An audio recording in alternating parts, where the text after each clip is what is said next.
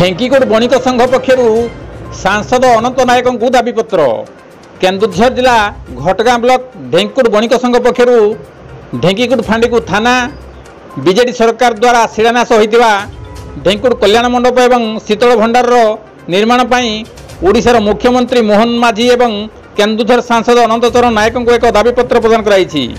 एथिरे बणिक संघ सभापति राजकिशोर साहू, सभ्य महेश्वर साहू, समीर लाहा, तृप्तिरंजन साहू, अशेष कुमार साहू, श्याम किशोर चौधरी प्रमुख दाबीपत्र देवा सहित पुष्पगुच्छ दे सांसद को संबर्धित करते। गोविंद राउत का रिपोर्ट, केडी न्यूज ओडिया।